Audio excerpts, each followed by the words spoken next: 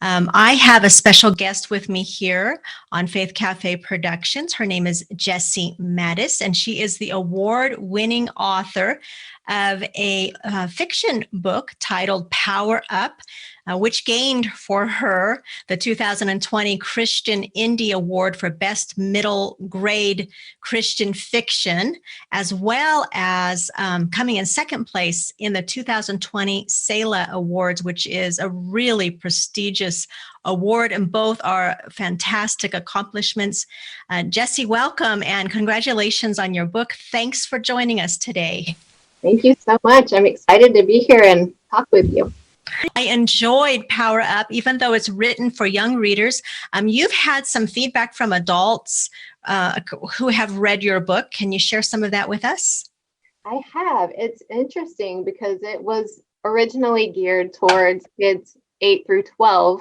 Mm-hmm. And as I had friends and people start to read it before it launched or right at the launch, asking for feedback and stuff, I was starting to get feedback from adults saying, oh, wow, this really challenged my thinking or made me see things differently, or I didn't realize this, or all sorts of stuff. And I was like, oh, that's interesting, because I was just putting it out there kind of as a kid's book.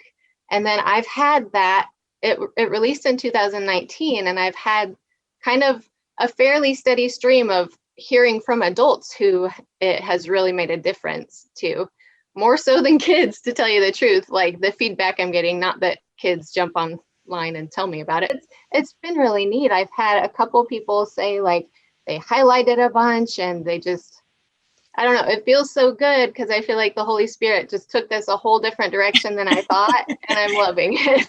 Oh, that's awesome.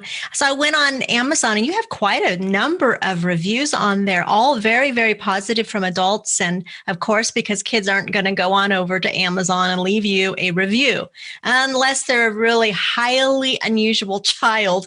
That is not going to be happening.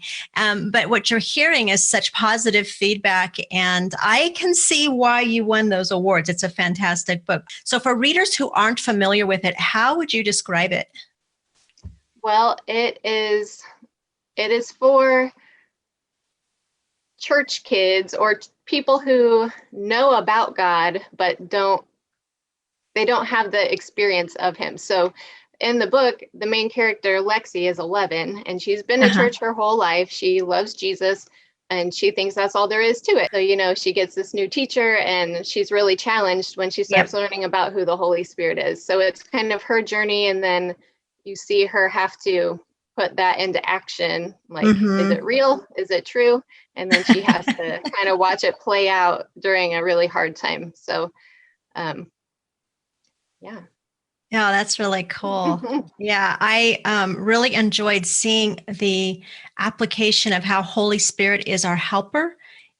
You were able to draw us right into the lives of Lexi and her younger brother and her younger sister and her mom and her dad and her Sunday school teacher. I just felt drawn right into the drama that they were experiencing, and what she was learning. It's what readers will learn. What she gained was just such a helpful tool for a whole lifetime. And I believe that readers are gaining these tools, and it makes such a difference in our lives. In your book, can you share with us some instances when the Holy Spirit helps the main character, Lexi?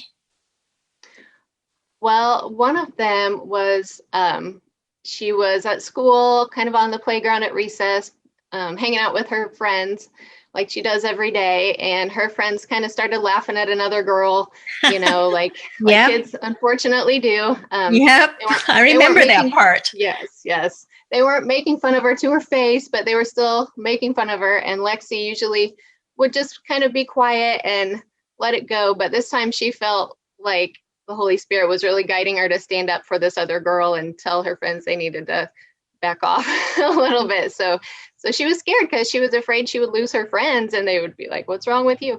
But she prayed about it as she went, and she felt like the Holy Spirit really gave her the words and gave her friends the ability to hear what she was saying and take it the right way. And so that was just kind of one simple way that the Holy Spirit helped her. And I feel like that's pretty applicable to maybe people of all ages, really, not just not just kids, but it's just as simple as that, even though it can be so much more complicated. But I think that's where adults sometimes go wrong, is making the Holy Spirit way more complicated than it needs to be.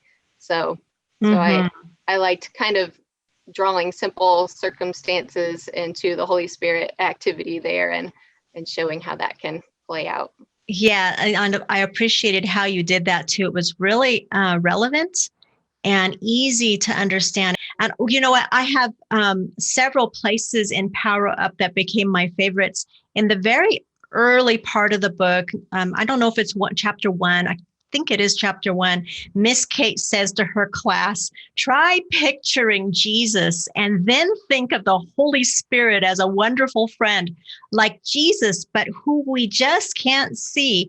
And, you know, it's descriptions like that. You put nuggets of truth like that throughout the book. In addition to what you said, Jessie, about the girls making fun of the other girls, she has to eat her broccoli. She has a difficult decision to make. One of her friends has a major family crisis, and Lexi herself has a major crisis. What can you tell us about that? Well, it's kind of neat, I think, because in the beginning of the book, Lexi is, she's a church girl.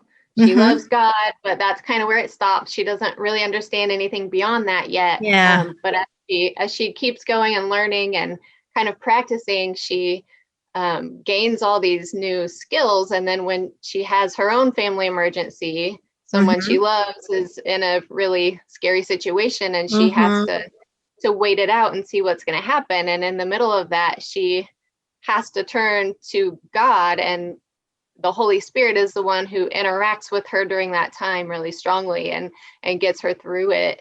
And so it's just neat to kind of watch her development from somebody who doesn't even know that that's a possibility to somebody who ends up relying on it, and it makes all the difference.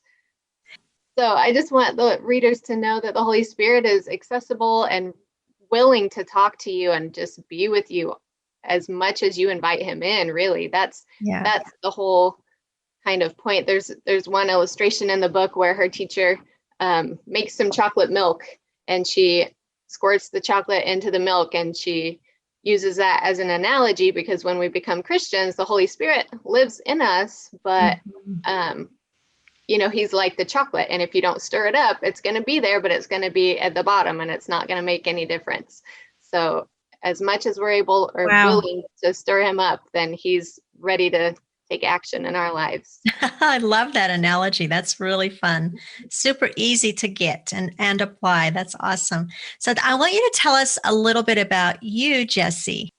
I live in Bloomington, Indiana. Yes. Yep. I live here with my awesome husband, my 3 kids who are 8, 10, and 12 now. Okay. So 8, 10, and 12. And so have your children read this book? Your 10 and 12-year-old? They have. Yeah. My 8-year-old today, she has it. I gave them each a copy and everything. She's like, I've read some of it, but I haven't read. And I think it's just a little much for her yet. So, but the other 2 have. So are you seeing them implement their relationship with the Lord the way that you've presented in the book? Is this what you've taught your children? It is what we've taught them. Yeah, they grew up mostly in churches that functioned that way and taught that way. And we moved a few years ago, and it's not quite the same sort of environment that we're in now with our church, but it encourages that, but it's not quite as present in their lives. So we try to take as much opportunity as we can to guide them in that and remind them and practice that with them. Well, I want to wrap this up with a little bit of information about your next book. Are you ready to talk about, just give us a little info? I sure can. Yes. My next one, it's not picked up by a publisher yet. We're not quite at that point to shop it around, but I am really excited about it. It's an adult Christian historical romance. So it's a whole different thing, but this is what I've been working on since I got done with Power Up, which was 2018. So I'm pretty heavy into it, and it's really fun because it's kind of based on some family history, and then kind of branches out from there. But it's a World War II kind of romance. Oh, that sounds interesting. So as a mom, are you with children, are you homeschooling? Yes, we homeschool. We Okay. do. And how does it work with writing? Yeah, I've tried. So when I wrote Power Up, that was the first one I'd ever written. Mm-hmm. And so I kind of was making it all up as I went, and I got really sucked in. The story was kind of coming out. And so I just wanted to get it down as fast as I could. And that probably wasn't the healthiest situation for our family as a whole.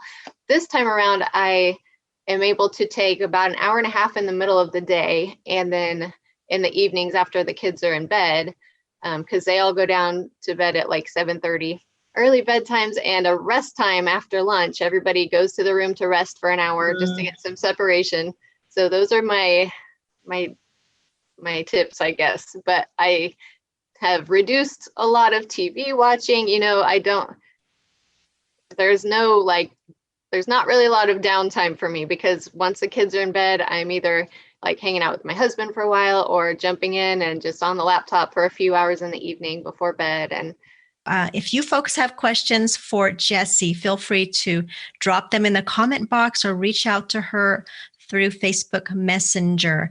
I wanted to close just with this one thought. I know that we will have listeners who have a book in them. You went with a publisher, and how did you get access to the publisher? Is right now in the market world, finding a literary agent or a publisher that will take on new projects can be really daunting.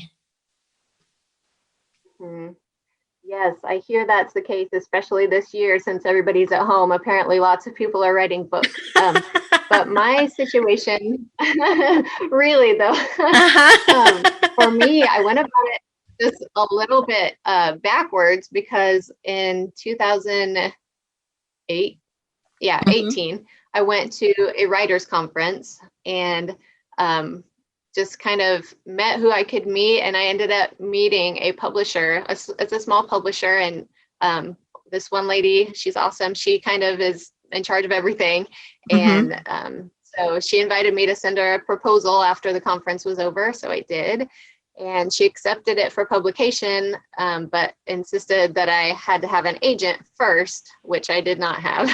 Okay, So yep. I searched for a while and didn't get a lot of bites. Middle grade is not an easy one to get published traditionally. My publisher ended up recommending an agent that I try, and so I reached out to her, and I'm sure it helped that there was already a book deal staring her in the face. But I got an agent that way, and she's been great. So she's sticking with me, through the rest of like my new projects and all of that. That's but I know that, yeah. So I guess if I was to give anybody advice, it would be to network as much as possible, because it often comes down to who you know and who you can meet, like face to face or screen to screen, or however it works these days. Thank you for being on with us here on Faith Cafe Productions. Thank you so much for having me. This was a delight to speak with you today. Bye-bye. Bye.